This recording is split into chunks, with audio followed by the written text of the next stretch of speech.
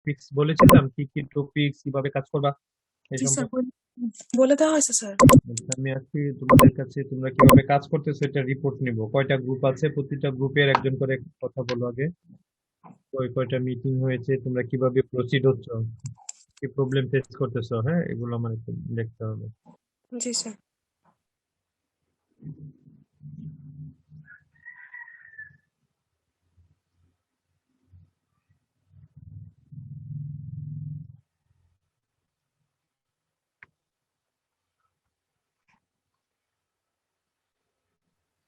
ইয়া টাইটেলটা বলো তো, কি টপিকস দিয়েছিলাম আমি, আমার নিজেও মনে নেই ক্লাস থেকে।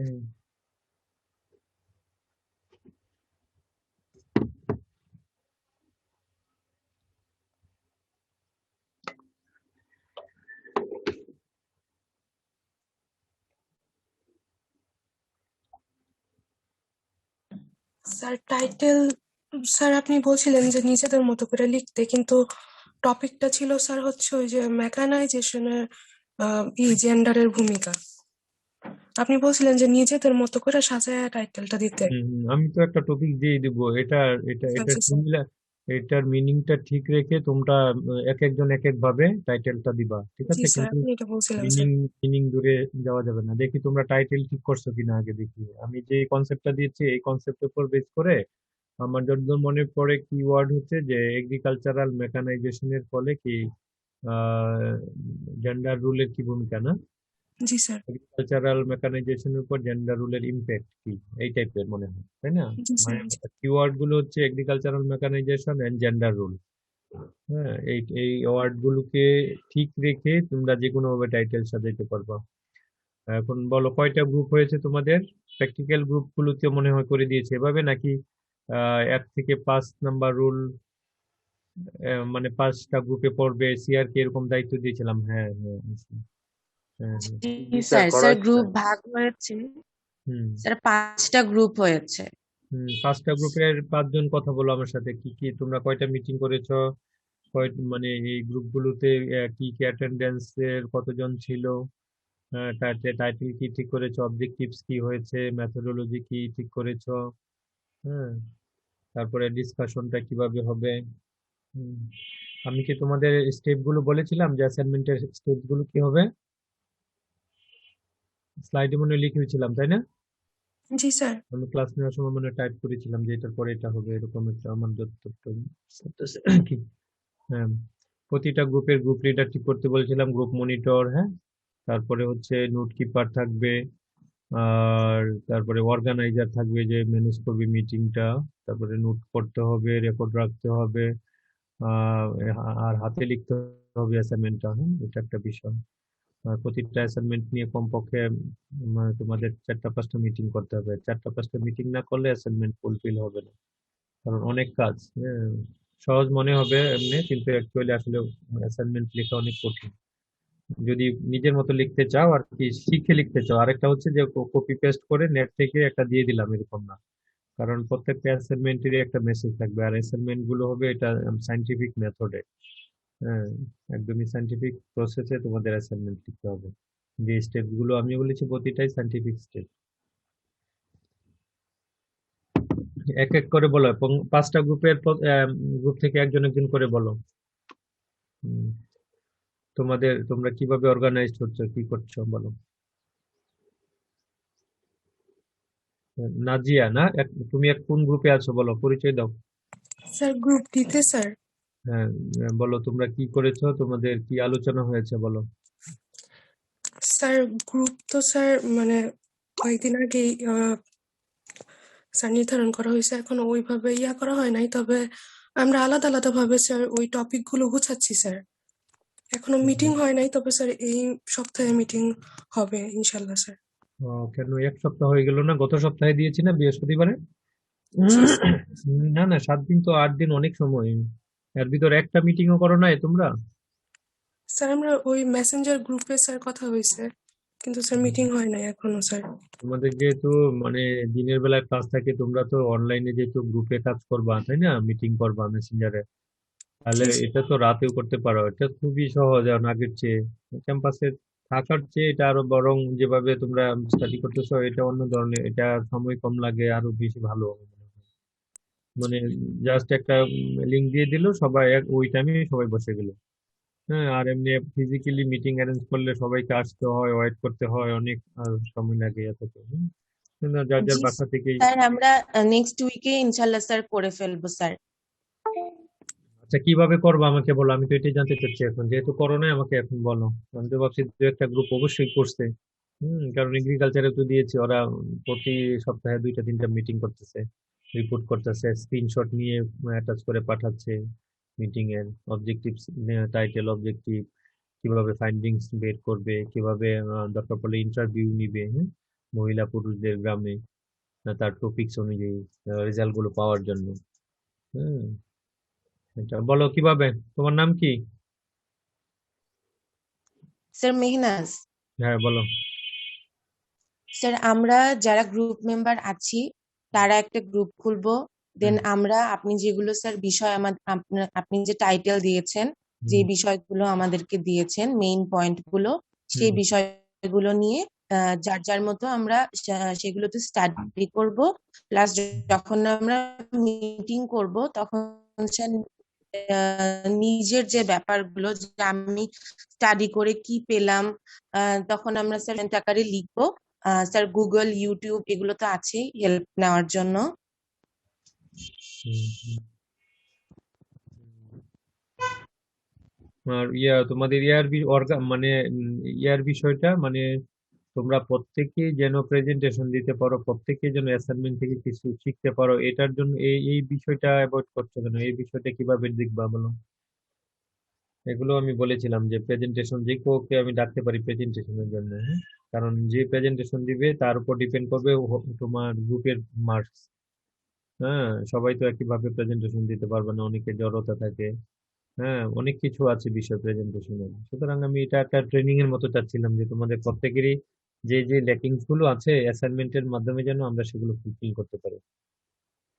তোমরা কি মিটিং দিয়ে প্রথমে সিলেক্ট করবে? আমি বলতেছি সব গ্রুপের জন্য একই কথা।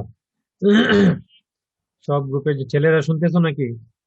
ছেলেদের রেসপন্স কম, মেয়ে 2টা গ্রুপে মেয়েরা কথা বললো, ছেলেরা কিন্তু বলো নাই। জি স্যার, শুনতেছি। শোনো, জি স্যার। সবার জন্য একই কথা। তোমরা ছেলেরা কি মিটিং করেছো কোনো গ্রুপের? এই 2জন বাদে অন্য গ্রুপে কেউ বলতে পারবা যে তোমরা গ্রুপ মিটিং করেছো, ইয়া গ্রুপ খুলে, ফেসবুক গ্রুপ খুলে বা যেটা বলো এতে, অন্য অন্য কোনো মিডিয়াতে? নিশ্চয়ই না, তাই না? না স্যার। তার মানে এটা গুরুত্ব দাও নাই। তোমরা গুরুত্ব দিচ্ছ না এটাকে।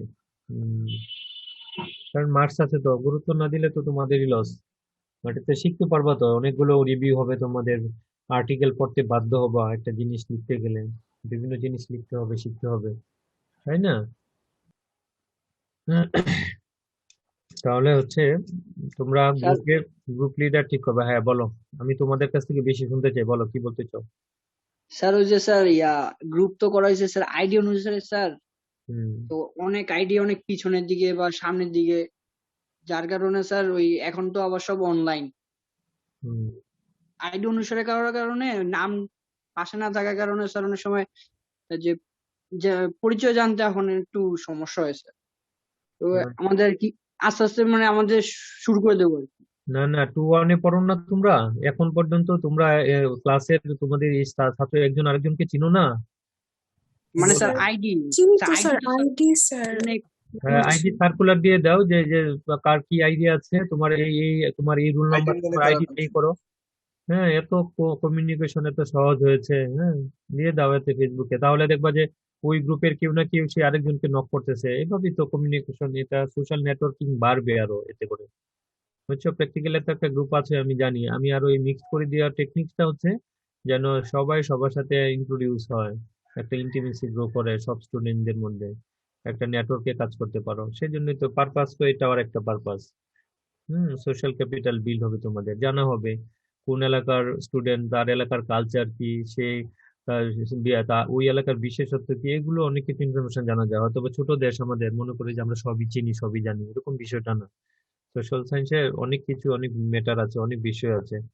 রিজিয়ন টু রিজিয়ন এগুলো ভেরি করে, সুতরাং এখানেও নলেজ গ্যাদার করা মানে সম্ভব একজন আরেকজনের মাধ্যমে। ফিজিক্যালি ভিজিট না করে অনেক কিছু জানতে পারি আমরা একটা এলাকা সম্পর্কে, ওই এলাকার কালচার, সোশ্যাল স্ট্রাকচার, ওই এলাকার এগ্রিকালচারাল মেকানাইজেশন, হ্যাঁ, ল্যান্ড এরিয়া, ফসল কি হয় না হয়, হ্যাঁ, এগুলো জানা যায়। এই জন্য গ্রুপটা মিক্সড হলে মানে এটাকে বলা হয় ইন্টারডিসিপ্লিনারি গ্রুপ। এখানে বিভিন্ন লেভেলের বিভিন্ন এলাকার মানুষ থাকলে সব কিছুই তোমাকে এখানে কভার করবে, এটাও নলেজ গ্যাদার করা যায়। এখন বলো, গ্রুপ অর্গানাইজেশনের ফার্স্ট কন্ডিশন কি দিয়েছিলাম? তোমরা যখন মিটিং করবে, তোমরা প্রথম দায়িত্ব হচ্ছে একটা কি সিলেক্ট করা, বলো, একজন একজন গ্রুপ লিডার। লিডার। জি হ্যাঁ, স্যার। এগুলো নোট করো, আজকে আবার নোট করো। হ্যাঁ, নেক্সট টাইম আর বলবো না, নেক্সট টাইম আমি ডাইরেক্ট তোমাদের মানে তোমরা তোমাদের ফাইন্ডিংস এ চলে যাবো নেক্সট ক্লাসে। হ্যাঁ, পাশাপাশি আমি আরেকটা চ্যাপ্টার স্টাডি করাবো, social research. Group leader select করবা, এটা কিভাবে বলো, এটা প্রসেসটা কি হবে? একটা গ্রুপে কতজন করে পড়তেছো? 15 জন, তাই না? জি জি স্যার। স্যার, 4টা গ্রুপে 15 জন আর একটা গ্রুপে স্যার 16 জন হয়েছে। ওকে, গুড, ভেরি গুড, খুবই ফাইন হয়েছে গ্রুপ এটা। তাহলে ওই 15 জনই কি লিডার হইতে পারবা, গ্রুপ লিডার? হ্যাঁ, নো স্যার। তাহলে এখানে কি কি টেকনিক্স অবলম্বন করবা বলো? গণতান্ত্রিক উপায় হবে। ভোটের মাধ্যমে হতে পারে। ভোটাভুটি করবা নাকি সিলেকশন করবা? মানে ক্রাইটেরিয়া বলো, মানে কি একজন ভালো লিডার হইতে হলে তার কি কি গুণ থাকা দরকার, এটা বলো। স্যার, এই ক্ষেত্রে সিলেকশনই মনে হয় মানে বেশি ভালো হয়, কারণ সবাই তো একই রকম হুম, যদি একাধিক কাজ করবে, কিন্তু ম্যানেজমেন্টের হ্যাঁ, হ্যাঁ, হ্যাঁ, দুইটা দুইটা দুইটা বিষয় ওপেন রাখা হলো। শোনো, যদি দেখা যায় কোনো গ্রুপে, হ্যাঁ, একাধিক ব্যক্তি ইন্টারেস্ট শো করছে যে না আমি গ্রুপ লিডার হতে চাই, সেক্ষেত্রে তোমাদের কি হবে, হ্যাঁ, মানে আলোচনার ভিত্তিতে তোমরা ওখানে মানে ইলেকশন করতে পারো। আর যদি কোনো গ্রুপে কোনো কনফ্লিক্ট সৃষ্টি না হয়, যে না আমরা তাকে এলিজিবল মনে করছি, তাকে সে লিডিং দিলে আমাদের গ্রুপের প্রেজেন্টেশন ভালো হবে, আমাদের গ্রুপের আউটপুট ভালো হবে, আমাদেরকে একটা ভালো জায়গায় নিয়ে দাঁড় করাবে, হ্যাঁ, সেক্ষেত্রে তোমরা সিলেকশন প্রসিডিওর মেনটেন করতে পারো। ক্লিয়ার? জি স্যার। হ্যাঁ, এটাতে কি আপত্তি আছে কারো? আমি নো এর স্যার। হ্যাঁ, এর না স্যার। বাইরে তো আর কোনো রাস্তা দেখছি না, তাই না? আমার মনে হয় এরকম হবে না, তোমাদের সিলেকশনে হয়ে যাবে। যদি সামহাও কোনো ক্ষেত্রে যদি দেখা যাচ্ছে যে না তোমাদের মধ্যে একাধিক ক্যান্ডিডেট বা 3 জন হয়ে যায় যে না আমি লিডার হতে চাই, আরেকজন বলবে যে না আমি লিডিং দিতে চাই, এরকম যদি হয়ে যায় সেক্ষেত্রে তোমাদের করতে হবে, হ্যাঁ, বুটিং। ঠিক আছে, তা বুটিং গুলো কিভাবে করবা, তোমরা কি নাম লিখে কি কিভাবে লটারি মেথডে করবা নাকি কিভাবে করবা, এটা যেহেতু ফিজিক্যালি হচ্ছে না, তোমরা সেই টেকনিক্সটা বের করবা, সেটা আমি বলতে পারছি না এখন। হ্যাঁ, বুটিং হলে তোমরা কোন পদ্ধতিতে করবা। হ্যাঁ, আর ওখানে যে কে কাকে ভোট দিচ্ছ, ঠিক আছে, এটা যেন প্রকাশ না পায়। বুঝতে পেরেছো? হ্যাঁ, এমন মানে টেকনিক্স অবলম্বন করতে হবে যে যাকে ভোট দিতে চাচ্ছি সেক্ষেত্রে মানে তোমার আইডেন্টিটি যেন আরেকজন না জানতে পারে, যাতে করে আবার তোমাদের মধ্যে গ্রুপ কনফ্লিক্ট সৃষ্টি না হয়, সে আমাকে ভোট দিল না, হ্যাঁ, এই ধরনের বিষয় যেন এড়াই না হয়। কি কন্ট্রোল করতে পারবা তো অনেকে? জি স্যার, জি ইনশাল্লাহ। স্যার। আচ্ছা, দ্বিতীয় বিষয় হচ্ছে যে একজন সেক্রেটারি, তারও কিন্তু বড় দায়িত্ব। গ্রুপের প্রেসিডেন্ট থাকবে, group leader, that means president, আর গ্রুপের সেক্রেটারি থাকবে। তো সে একজনই থাকবে, সে মিটিং কল করবে, সে সার্বিক বিষয় প্রেসিডেন্টকে নোটিশ করবে যে আমরা অমুক তারিখ বসতে চাই, সবার সাথে যোগাযোগ হয়েছে, সবাইকে আমরা টাইম দিয়েছি, এই টাইমে সবাই অ্যাভেলেবল হবে, আমরা এই সময় আমরা মিটিং করব, এবং মিটিং এর ডিউরেশন কি হবে, মিটিং এর বিষয়বস্তু কি হবে, এগুলো সে অ্যানাউন্স করবে, হ্যাঁ, অনলাইনে, মানে তোমাদের ওই গ্রুপের মধ্যে দিয়ে দিবে যে অমুক সময় এটা আমরা বসতে চাচ্ছি, এবং সে সবকিছু করবে, এবং সেই মডারেট করবে মিটিংটা। ঠিক আছে, কে কখন কথা বলবে, কাকে কতক্ষণ কথা বলার সময় দেওয়া হবে, হ্যাঁ, একজন বেশি কথা বলে তাকে একটু মানে পজ দিতে হবে যে সে থামবে, আরেকজন কথা বলবে। গ্রুপ কন্ট্রোল করতে হবে, একই সাথে 4-5 জন কথা বললে কোনো আউটপুট আসবে না। ওয়ান বাই ওয়ান কথা বলতে হবে একটা টপিকস নিয়ে, সেটা শেষ হলে আমরা তারপর সেকেন্ড সেকেন্ড বিষয়ে তোমরা করবা, প্রসিড হবা। এতে করে কি হবে, যারা এই যে মডারেট করবে তারও একটা কোয়ালিটি বিল্ড হবে, যে একটা গ্রুপকে কন্ট্রোল করার ক্যাপাসিটি কিরকম, হ্যাঁ, আর থাকতে হবে তোমাদের 2 জন কমপক্ষে নোট কিপার, যারা মিটিং এর বিষয়বস্তুগুলো শুনবে তারা কি করবে, নোট করবে খাতায়, যে সে এই অমুক জন এই কথা বলতেছে, সে এই কথা বলতেছে, একদম সাথে সাথে কুইকলি নোট করতে হবে। তবে এক্ষেত্রে লক্ষ্য রাখতে হবে যাদের হাতের লেখা খুব ফাস্ট, খুব দ্রুত ক্যাচ করতে পারে ক্লাসে, খুব দ্রুত ইয়ে করতে পারে, তাদেরকে সিলেকশন দিতে হবে, যে তারা যেন ভালোভাবে নোট করতে পারে। যারা ক্যাচ করতে পারে যে কোনো লেকচার সাথে সাথে নোট করতে হবে, এটা ম্যান্ডেটরি। এবং এগুলো আমাকে ছবি তুলে পরে পাঠাবে, আমি দেখবো যে তোমরা নোট করেছো। তারপরে সেক্রেটারি গেল, নোট কিপার গেল, আর বাকিরা তো মেম্বার, গ্রুপের মেম্বার, বাট সবারই সমান অধিকার গ্রুপে। হ্যাঁ, আর যারা লিডার হয়েছে, যারা সেক্রেটারি হয়েছে, নোট কিপার হয়েছে, তাদের মানে ইয়ে হওয়ার মানে উচ্ছ্বসিত হওয়ার কোনো কারণ নেই। হ্যাঁ, তোমরা একই গ্রুপে কাজ করবা, বাট তোমরা যে দায়িত্বটা পেয়েছো, তোমরা উচ্ছ্বসিত তখনই হবা যখন তোমার কাছ থেকে তুমি গ্রুপকে একটা ভালো জায়গায় নিয়ে যেতে পারবা। হ্যাঁ, গ্রুপকে তুমি যখন রিপ্রেজেন্ট করতে পারবা, রিপ্রেজেন্টেশন মানে ওইরকম রিপ্রেজেন্টেশন যে তোমার কারণে তোমার গ্রুপটা খুব ভালো একটা প্রেজেন্টেশন দিতে চাচ্ছে, একটা ভালো অ্যাসাইনমেন্ট প্রডিউস করতে চাচ্ছে, তাহলে হচ্ছে তোমাদের যে পোস্টগুলো তোমরা হোল্ড করছো সেটা সার্থকতা। হ্যাঁ, আর সবাইকে কথা বলতে হবে এবং প্রত্যেকটা মিটিং এ প্রত্যেকের উপস্থিতি থাকতে হবে। এবং আমি সেগুলো তোমরা স্ক্রিনশট নিয়ে পাঠাবা, এবং প্রত্যেকের আমি ওইখানে আইডি নাম্বার দেখবো, ছবি দেখবো, দেখে ঠিক করবো যে না প্রত্যেকে উপস্থিত ছিল। এখানে ফাঁকিবাজি দেওয়ার কোনো সুযোগ নেই। আর গ্রুপের প্রথমেই একটা নির্দিষ্ট সময়ের মধ্যে অ্যাটেন্ডেন্স নিয়ে নিবা, গ্রুপ মনিটর যে অমুক অমুক প্রেজেন্ট আছে, ঠিক আছে।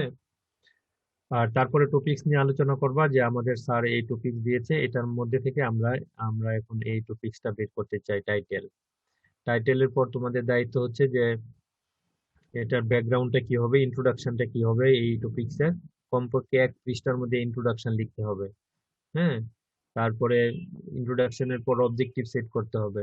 অবজেক্টিভ গুলো বলেছি না তোমাদের যে আমরা 3টা অবজেক্টিভ সিলেক্ট করব লিস্ট, মনে আছে?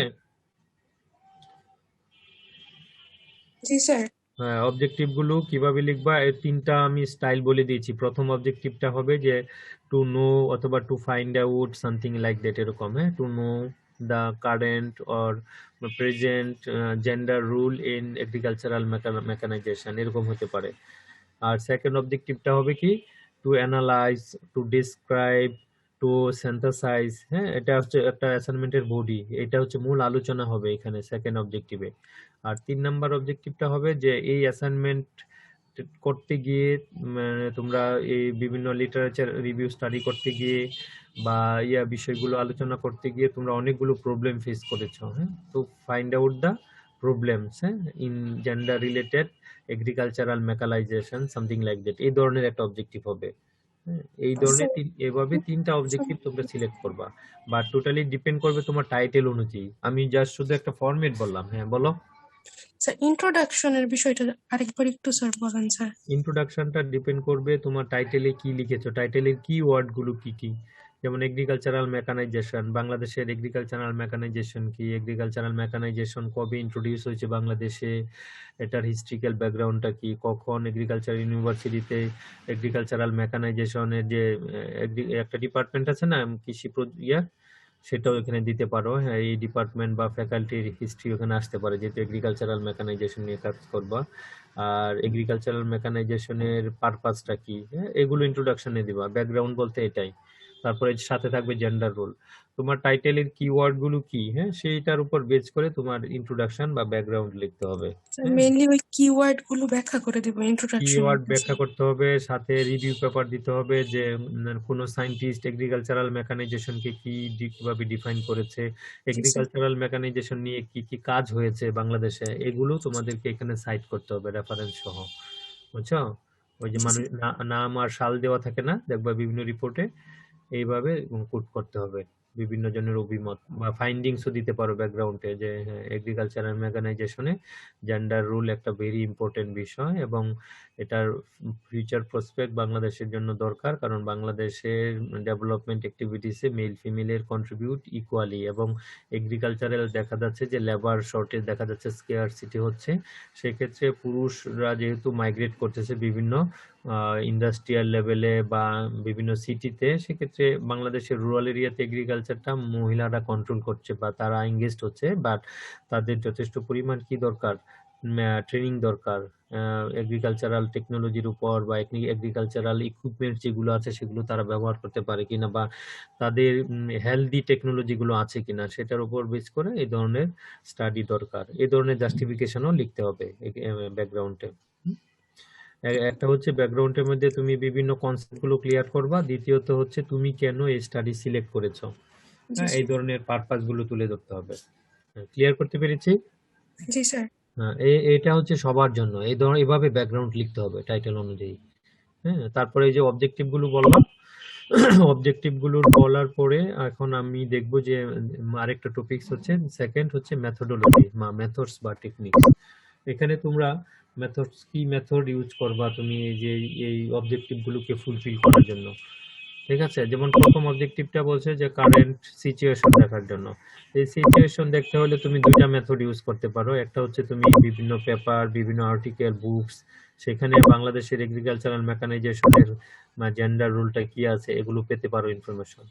দ্বিতীয়ত আরেকটা মেথড হচ্ছে তুমি ডিরেক্টলি তুমি কোনো এলাকাতে মেল ফিমেলের সাথে যারা এগ্রিকালচারাল টেকনোলজি বা মেকানাইজেশনের সাথে পরিচিত, যারা ফার্মিং অ্যাক্টিভিটির সাথে ইনভলভ, তাদের সাথে সরাসরি কথা বলতে পারো।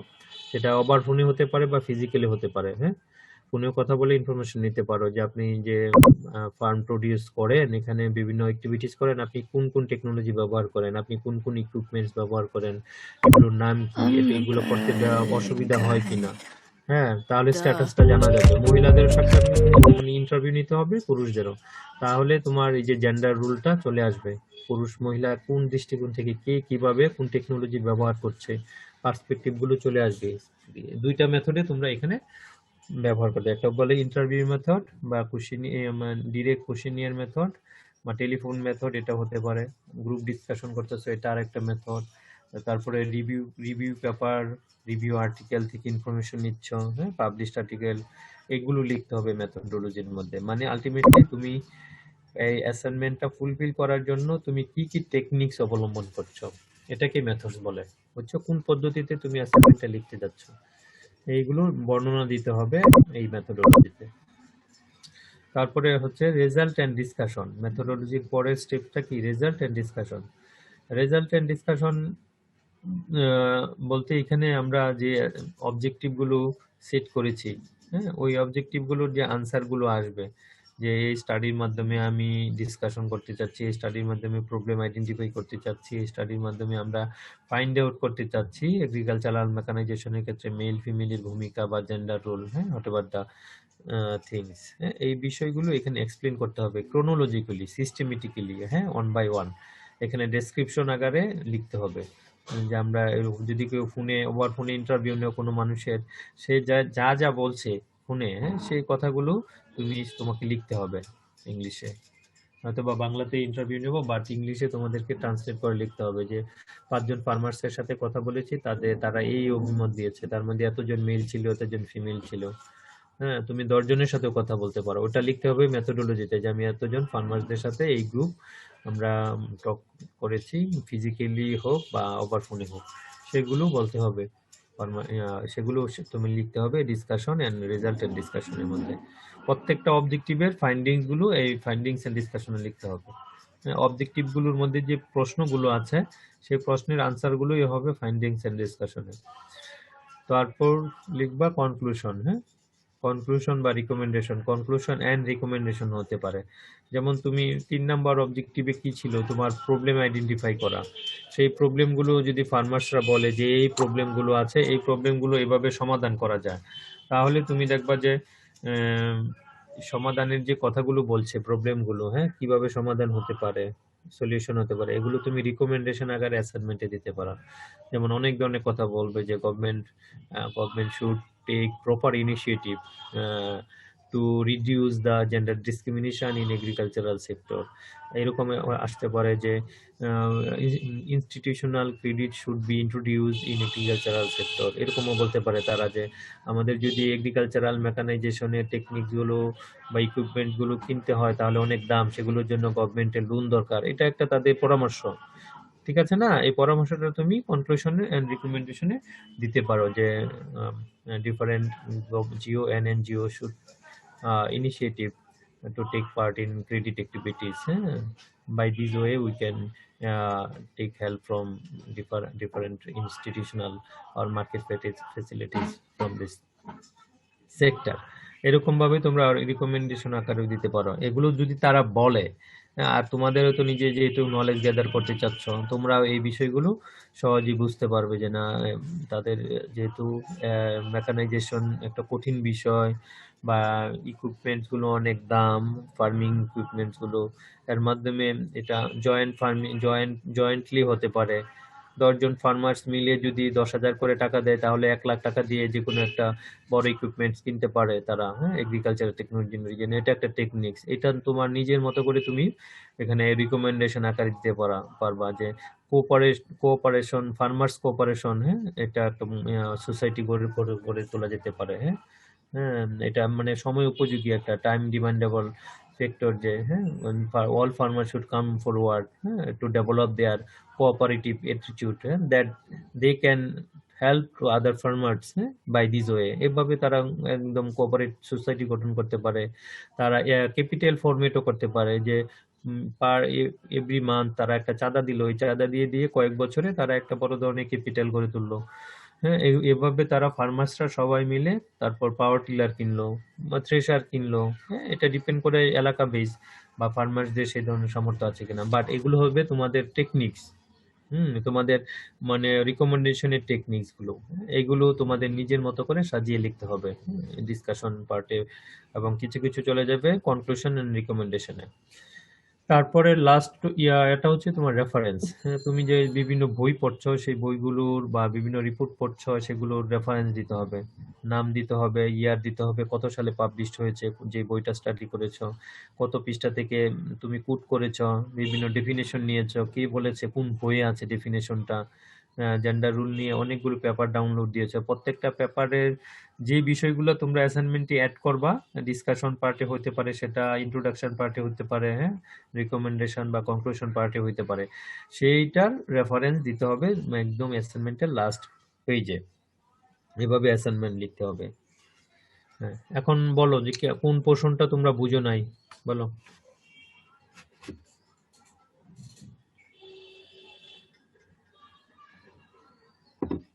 কারণ সেকেন্ড টাইমে আমি আর এটা নিয়ে আর লেকচার দিব না, আমি ডাইরেক্ট তোমাদের কাছ থেকে ফিডব্যাক চাবো, আর কিছু করবো না, ইনপুট দিব না, যা বলার আজকে বলে দিয়েছি।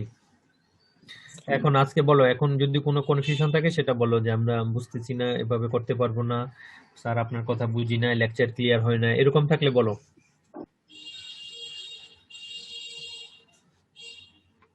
আজকে সুযোগ বলার। স্যার রেফারেন্সের ব্যাপারটা যদি একটু বলতেন। দেখা যাচ্ছে যে আমি নেট থেকে কোনো একটা তথ্য নিয়েছি, কিন্তু যে জায়গা থেকে তথ্য নিয়েছি ওই জায়গাতে কোনো রেফারেন্স দেওয়া নাই, সেক্ষেত্রে এই রেফারেন্সটা আমরা কি দেবো? লিংক দিবা, লিংক তুমি যে লিংক থেকে পেয়েছো ওটা কপি করে সেভ করে রাখবা, ঠিক আছে? পরে রেফারেন্সের ওখানে পুরো ওই লিংকটা দিয়ে দিবা, গুগলের লিংক বা যে লিংক থেকে তুমি পেয়েছো। গুড। Any more?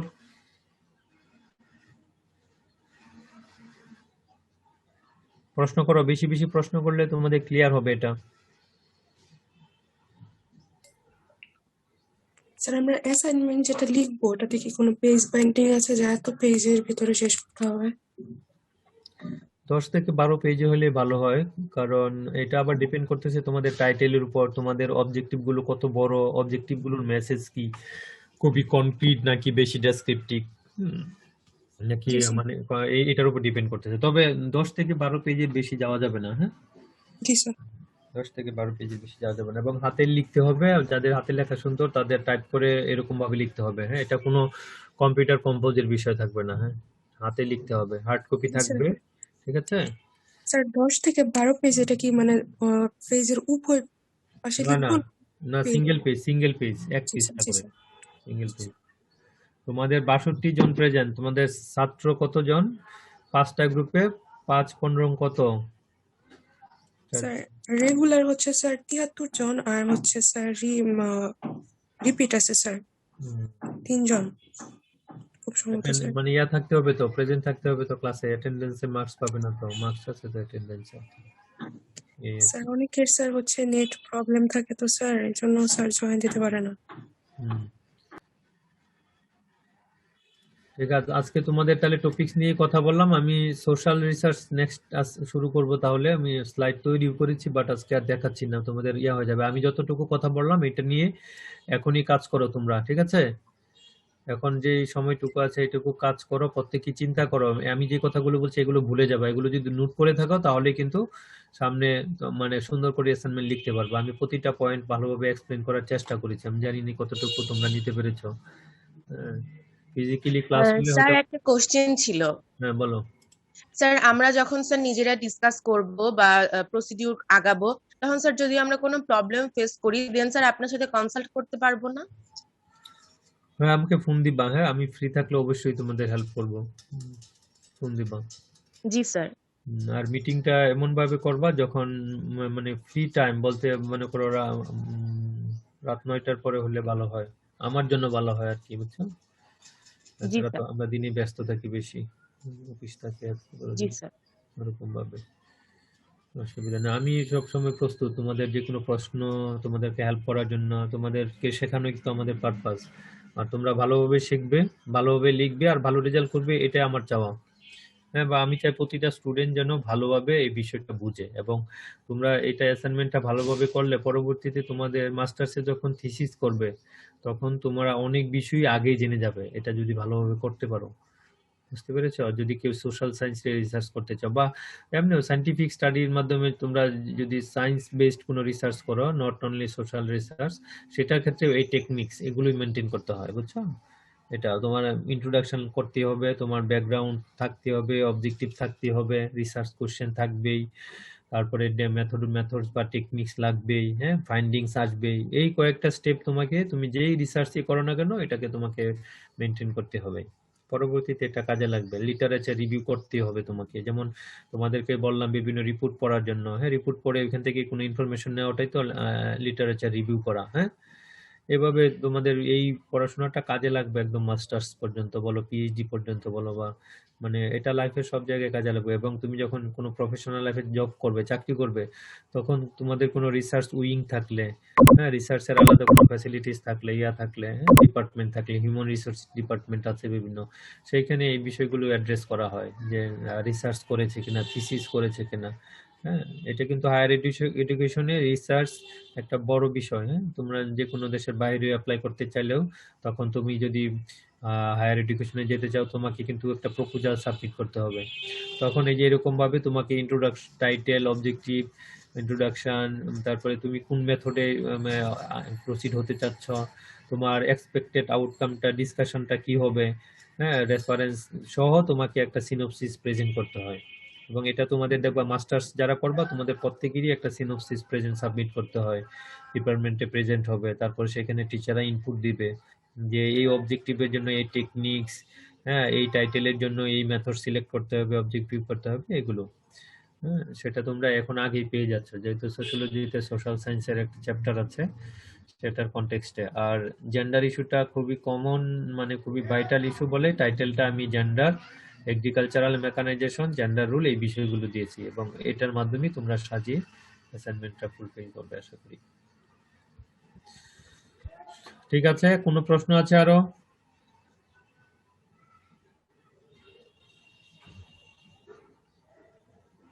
তাহলে আমি যা যা বললাম এটা তোমরা এখন চিন্তা করো বাকি সময়টুকু, ঠিক আছে? তাহলে আমি আজকে নতুন চ্যাপ্টার আর করছি না, হয়ে যাবে তাহলে। সোশ্যাল রিসার্চ নেক্সট ক্লাসে আমি এই সোশ্যাল রিসার্চ, হ্যাঁ, এই চ্যাপ্টারটা করব, তোমাদের স্টাডি করাবো।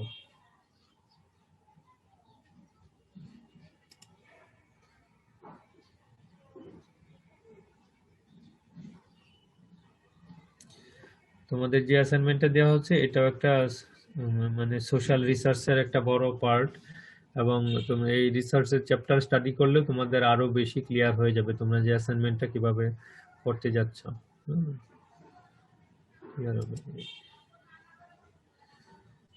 ঠিক আছে, তাহলে নেক্সট ক্লাস তো আগামী বৃহস্পতিবার না, এর আগেও তোমরা যদি কোনো সময় করতে পারো তাহলে তোমাদের সিআর যেন যোগাযোগ করে যে আমরা অমুক দিন ফ্রি আছি স্যার, আমরা ক্লাস নিতে পারি। আমি আর বৃহস্পতিবারের আগেও ক্লাস নিতে পারি যদি তোমরা চাও। হ্যাঁ, কারণ ওই সোশ্যাল রিসার্চের 3টা ক্লাস বা 2টা ক্লাস নিয়ে শেষ করে দেবো তোমাদের সাথে আমার ক্লাসের পার্ট। আর অ্যাসাইনমেন্টের জন্য 5টা গ্রুপ, তো 5টা গ্রুপে প্রেজেন্টেশন নিতে হবে। মানে যেহেতু ইউনিভার্সিটি খুলতেছে না, হ্যাঁ, একদম ঈদের পরে খুলবে মে মাসে, তখন পর্যন্ত ফিজিক্যালি প্রেজেন্টেশন নিতে পারবো কিনা সেই সুযোগটা মনেও থাকবে না, এই জন্য অনলাইনে প্রেজেন্টেশন নিব। ওকে, সিয়াকে যোগাযোগ করতে বলো। ওয়াহিদ আছে না? ওয়াহিদ, জি স্যার, আছে স্যার। যোগাযোগ করো তোমরা যদি মানে নেক্সট উইকে ক্লাস করতে চাও। হ্যাঁ, জি স্যার। সোমবারে এগ্রিকালচারাল ক্লাস আছে 11টায়, তোমরা রবিবারেও ক্লাস করতে পারো যদি থাকে। রবিবারে কি তোমাদের এই সাবজেক্ট মনে অন্য টিচারের ক্লাস আছে না আমাদের? জি, একটু দেখতে হবে স্যার। আচ্ছা, দেখে জানাও। হ্যাঁ, আমি ক্লাস নিতে ইন্টারেস্টেড, হ্যাঁ, যে কোনো জি সময় স্যার। ওই নতুন চ্যাপ্টারটা নিয়ে ক্লাস নিয়ে নিব, 2টা বা 3টা ক্লাস। জি ওকে, স্যার। ভালো থাকো তাহলে সবাই। হ্যাঁ, থ্যাংক ইউ সো মাচ।